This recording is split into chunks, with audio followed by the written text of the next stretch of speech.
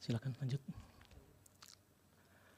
Inti poin yang ingin kami sampaikan itu adalah beberapa hal, bahwa sesungguhnya Sirekap adalah bagian dari komitmen KPU dalam hal penggunaan teknologi informasi untuk mendukung terpenuhinya prinsip-prinsip dasar demokrasi pemilu dalam bentuk keadilan, transparansi, akuntabilitas.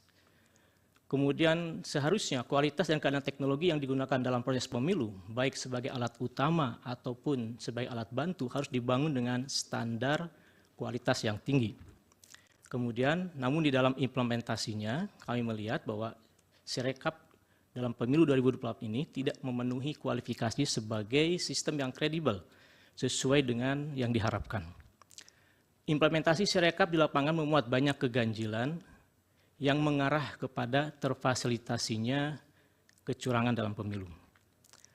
Dalam hal ini KPU sudah lama menerapkan digitalisasi berbasis teknologi informasi dalam beberapa siklus pemilu sebelumnya. Namun selalu timbul permasalahan dalam implementasinya sehingga bisa menimbulkan kecurigaan bahwa jangan-jangan sistem IT dalam proses pemilu digunakan untuk sarana kecurangan. KPU telah menyebut bahwa Sirekap sebagai alat bantu untuk hitung suara pemilu. Tapi dalam persepsi teknologi informasi, sistem informasi, Sirekap seharusnya menjadi alat utama untuk validasi dokumen sebagaimana telah diimplementasikan oleh banyak negara. Penggunaan Sirekap adalah langkah utama untuk menjaga integritas pemilu, juga untuk mempercepat verifikasi dokumen dan memudahkan akses terhadap data. Beberapa hal terkait dengan Sirekap juga, bahwa walaupun sebagai penyataan sebagai alat bantu ini, sebenarnya kami melihat itu sebagai sisi aspek hukum, karena kalau dari sisi teknologi seharusnya Sirekap adalah alat utama, karena di dalam Sirekap itulah semua data terkait dengan rekapitulasi tersedia, dan juga menjadi alat untuk publikasi sebagai bahan transparansi kepada publik. Nah, dalam melakukan analisis ataupun juga menyampaikan beberapa keganjilan, kami mengambil pola pandang sebagai ahli forensik, ya, bahwa dalam forensik itu kalau melihat sesuatu, kita melihat gejala, kemudian selepas itu kita melihat analisa. Dalam hal ini, next, kami melihat ada beberapa hal yang kami sampaikan sebagai identifikasi, bahwa ada fakta-fakta di lapangan yang kami tangkap tanpa ada analisis tertentu dengan teknologi informasinya. Kemudian juga ada beberapa keganjilan yang kami identifikasi dari sistem informasi pemilu itu sendiri, ya, terdiri daripada analisa mengenai DPT yang disampaikan kepada para partai, kemudian juga terkait dengan mobile apps-nya, terkait dengan back-end, front-end, atau portal pemilu itu sendiri, serta beberapa identifikasi yang kami temukan terkait dengan form C hasil. Nah, salah satu fakta di lapangan itu adalah banyaknya masukan, kemudian juga laporan dari masyarakat terkait dengan berbagai macam keganjilan, kejanggalan implementasi Sirekap, ya, dari mulai kesalahan hitung, angka yang tidak akurat, ya, kemudian penjumlahan dan berbagai hal terkait dengan fakta di lapangan. Kemudian juga kami melihat tampilan Sirekap itu sendiri, ya. Jadi kalau dalam catatan kami berdasarkan web arsip, pertama kali tampilan data Sirekap itu adalah pada hari pencoblosan itu 14 Februari jam 18.30.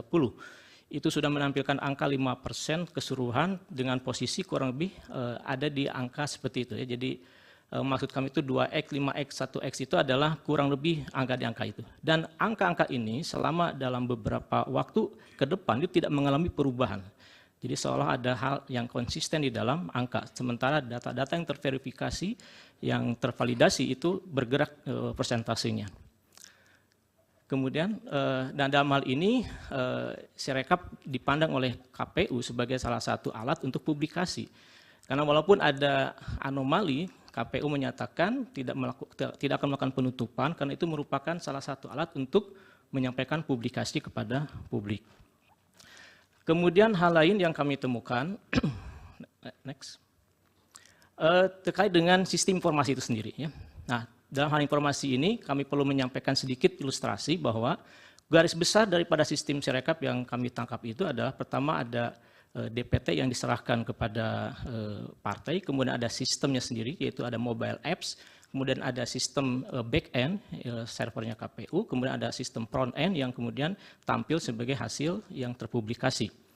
Nah, dari poin-poin ini ada beberapa hal yang kami tangkap sebagai keganjilan. Yang pertama itu adalah dari DPT yang diserahkan kepada partai itu kami melakukan proses filtering dengan data basis terkait dengan beberapa hal yang seharusnya tidak muncul ya, misalnya usia yang di bawah 17, di atas 100, kemudian data berkaitan dengan lokasi ya. Sehingga kalau dikumulatifkan itu ada data-data yang bermasalah sebesar kurang lebih 86.433.730 data ya, kumulatifnya. Kemudian yang kedua analisis terkait dengan aplikasi mobile ya. KPU sudah meluncing aplikasi mobile ini beberapa tahap ya, dan kami mencoba untuk melakukan reverse engineering terhadapnya. Ada beberapa catatan di sini bahwa sebelum dilakukan launching secara publik itu telah melakukan proses disebut dengan staging, yaitu proses untuk melakukan simulasi, kemudian juga mungkin uji coba ya.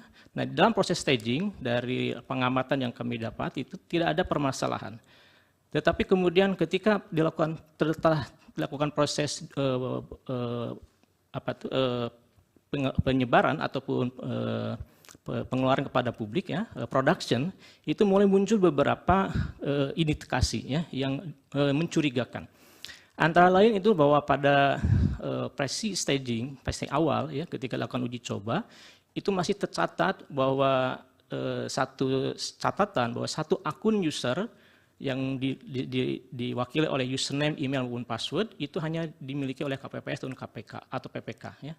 Tetapi pada versi berikutnya yang sudah di launching pada tanggal 10 Februari itu muncul tambahan-tambahan kode. Nah, tambahan-tambahan kode ini ternyata setelah kita analisis itu memungkinkan satu device bisa multi-user, ya, kemudian multi-wilayah, yang jauh berbeda dengan proses staging. Nah, ini memungkinkan satu orang bisa login beberapa device. Ya.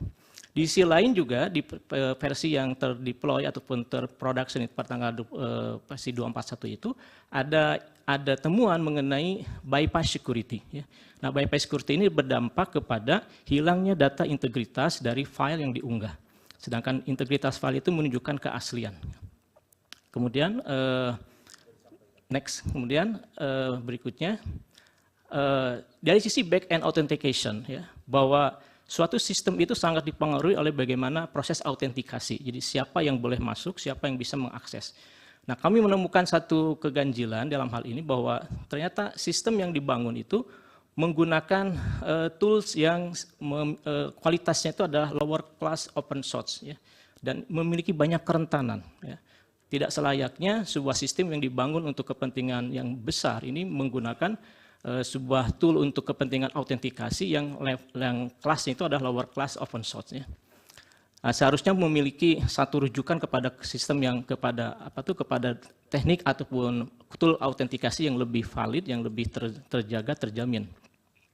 Berikutnya, kemudian next lagi, ya terus. Nah, kemudian dari catatan ini sekarang ada, jadi harusnya salah satu acuan itu ada kepada data dari Gartner, ya, data yang sudah menjadi rujukan dari semua pengembang sistem informasi mengenai autentikasi ini. Ya. Berikutnya kemudian salah satunya itu adalah kerentanan. Ya, jadi kami melihat bahwa sistem autentikasi dari Sirekap ini memiliki kerentanan, terbukti dari bahwa aplikasi yang digunakan yaitu Keylog itu ternyata memiliki CVE. CVE itu adalah sebuah modul kerentanan yang terpublikasi yang harus segera ditutup ya, tapi masih digunakan gitu ya.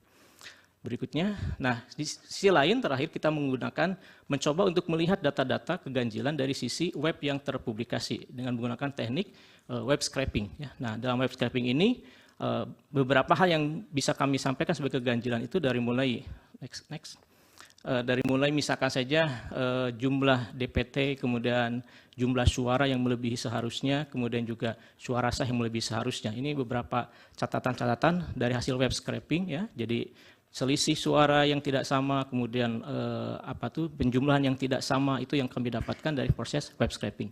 Berikutnya.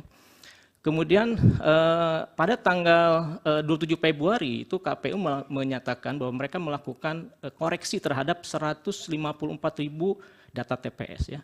Tetapi yang agak mencurigakan ataupun ada keganjilan itu adalah proses koreksi itu tidak berdampak pada angka persentase gitu. Seharusnya dengan sekian banyak koreksi itu setidaknya ada fluktuatif data yang nampak juga dari publikasinya. Kemudian next lagi. Dan salah satu yang terakhir yang kami identifikasi sebagai ganjalan itu adalah ketika kami mencoba untuk melihat data yang kami download, yaitu C1 hasil, dan dari proses identifikasi mengenai data tersebut, salah satunya yang mencurigakan kami itu adalah terkait dengan ada nama yang sama ternyata tanda tangannya berbeda. Ya, itu bisa terlihat dari ketika kita mendownload data C1 hasil tersebut, kita kemudian verifikasi nilainya ataupun tanda tangannya. Kemudian dari proses tersebut, maka keseluruhan temuan ini menegaskan bahwa Sirekap tidak memenuhi standar testing dan validasi yang diperlukan untuk sistem rekapitulasi dan publikasi hasil penghitungan pemilu yang dapat diandalkan. Nah, kondisi ini dibuktikan dengan banyaknya kelemahan dalam keamanan, integritas, dan kehandalan sistem yang berdampak pada terfasilitasinya kecurangan dan akan mengganggu integritas proses pemilu secara keseluruhan. Saya kira itu yang mulia sebagai gambaran mengenai paparan kami mengenai beberapa isu mengenai keganjilan yang dapat kami tangkap dari implementasi Sirekap. Terima kasih. Pak Yudi, dari kuasa hukum ada